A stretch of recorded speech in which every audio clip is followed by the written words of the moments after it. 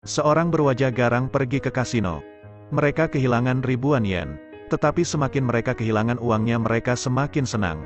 Tiba taruhan untuk pertandingan berikutnya. 2 kali lebih banyak dari yang sebelumnya. Para penjudi di seluruh kota mendengar berita. Mengira mereka bodoh.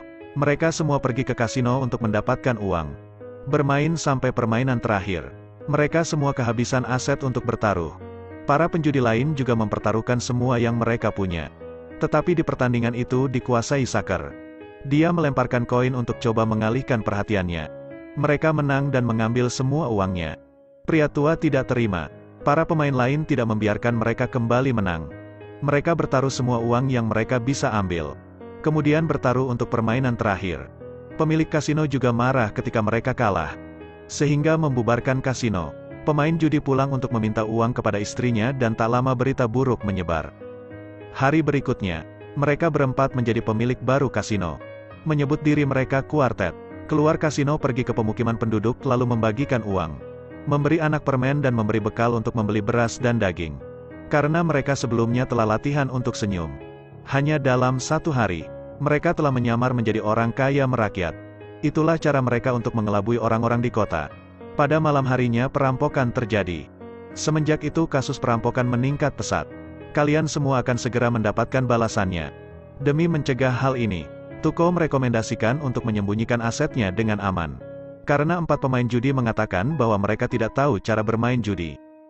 Tapi Tu memberitahumu lagi, cinta memiliki cara untuk menunjukkan keuntungan bukan kerugian. Hari berikutnya Bingu pergi ke kasino. Pada awalnya, dia itu kalah 5 kali berturut-turut.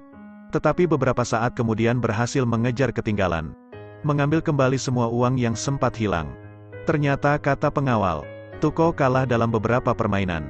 Hanya butuh mempersiapkan uang ganda. Jadi hanya cukup menang 1 kali saja. Tetapi kuartet sudah tahu triknya. Karena Bingu sudah gagal. Dia harus pulang. Tidak lama kemudian, mereka yang memiliki sejumlah uang. Semuanya diambil alih oleh kuartet. Tukiet dengan cepat menjadi sosok yang jahat. Memimpin kejahatan besar di wilayah itu. Mereka memperkosa gadis di sana. Bahkan membakar toko-toko sehingga tidak bisa lagi dihuni. Dan istrinya meminta Bingu untuk berbuat. Bahkan pemerintah tidak bisa berbuat apa-apa kepada mereka. Ini sudah tidak kondusif Bingu. Bingu tidak berkata apa-apa. Tetapi ada rencana di hatinya. Hari ini Bingu datang mencari Getu. Di depan Tukiet mengatakan bahwa putra Truong Daipu akan menikah. Mengundang seluruh masyarakat kota untuk merayakan dengan anggur. Pernyataan ini membuat kuartet marah. Hari berikutnya, kuartet membawa 4 hadiah ke pernikahan untuk membuat kekacauan. 4 hadiah antara lain nanas, melon, payung dan sayuran. Payung melambangkan perpisahan. Nanas harum, artinya perpisahan. Melon adalah hukuman mati. Jika Anda memiliki pisau, Anda dapat membaginya menjadi beberapa potong. Tidak tahan lagi. Ternyata semua masyarakat berbalik marah kepada mereka. Menuduh mereka biang kerusuhan di kota itu. Menyangkalnya, siapa yang melawan dia akan berurusan dengan kuartet. Tapi semua ini di luar rencana Bingu. Kemudian ia ditendang. Seorang peramal berkata, dia mengatakan bahwa dalam 20 langkahnya pria tua itu akan berada dalam masalah. Seketika pria tua itu tidak percaya dan bergegas pergi. Orang-orang di sekitar mulai melihatnya lalu menyukainya. Tidak ada yang bisa dilakukan. Orang tua itu sudah berjalan 19 langkah tetapi masih baik-baik saja. Tukiet tidak puas. Berniat menyingkirkan pria tua itu. Namun tak lama papan toko jatuh tepat di hadapan orang tua itu. Tukiet berlari untuk melihat. Dahi orang tua itu robek dan berdarah. Kuarter itu memperingatinya. Tadi berkata bahwa pria tua saat ini dengan emas akan celaka oleh emas. Tapi papan ini terbuat dari kayu. Tidak ada hubungannya dengan emas. Mereka berempat melihat ke bawah. Dan mendapati bahwa tanda tersebut memiliki tulisan yang berbeda. Yang terdiri dari 3 huruf kuning. Dengan kejadian itu segera mereka berlari ke peramal untuk meminta maaf. Dan memberikan tangannya kepada peramal untuk melihat masa depannya. Bagaimana nasib ke depannya? Peramal mengatakan kepada mereka. Satu-satunya cara untuk memecahkan masalah ini tentang menemukan orang yang tepat. Kemudian mendekati. Memastikan agar terhindar dari segala kesulitan bagi mereka. Di sisi lain, pria tua itu menyelinap ke gang kecil. Untuk menemui bawahannya dengan cukup kelelahan. Amplop membalas dendam pada orang tua itu. Memintanya untuk tidak membicarakan ini kepada siapapun. Pada malam hari, Kuartet memanggil bawahan. Temukan di antara mereka orang-orang dengan sio monyet. 5 bawang putih dan harus lahir di bulan Desember. Dan di antara mereka hanya berlima yang memenuhi semua syarat. Cukup puas Tukiet hanya mengangguk. Karena Bingu punya prestasi luar biasa.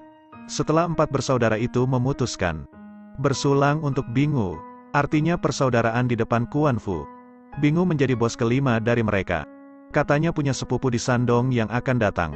Bingu meminta uang untuk dibawa ke sepupunya. Karena sepupunya juga menjadi tanggung jawab mereka. Bingu mulai berjalan.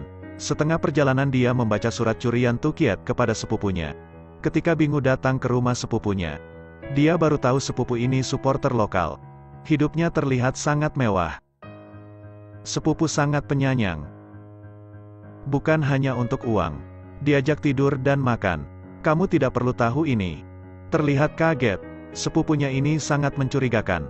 Ketika dia mengajaknya untuk minum alkohol, Bingu memutuskan untuk tidak meminumnya. Terlalu buruk dalam alkohol yang beracun. Ya, ada racun dalam anggur ini. Bingu baru saja akan pergi.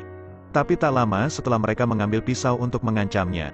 Lalu perintahkan untuk meminum anggur beracun. Sebelum aku mati, mengapa kamu harus begitu?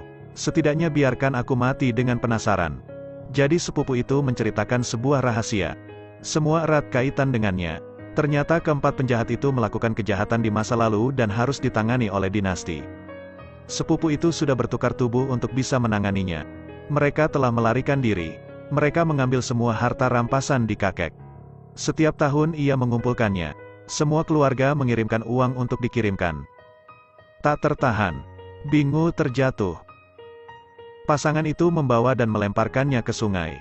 Namun tak lama setelah itu, Bingu berenang ke tepi pantai. Ternyata sebelum berangkat, ia membeli obat racun palsu di Truong Daipu. Tentu saja itu cerdik. Bingu kembali ke daratan. Ketika berada di tamu, dia mendengar suara di bawah. Ternyata Dewa Besar pergi ke Giangnam untuk patroli. Seharusnya berada di sini selama beberapa hari. Bingu tahu kesempatannya telah datang. Bagus sekali. Terima kasih sudah menonton.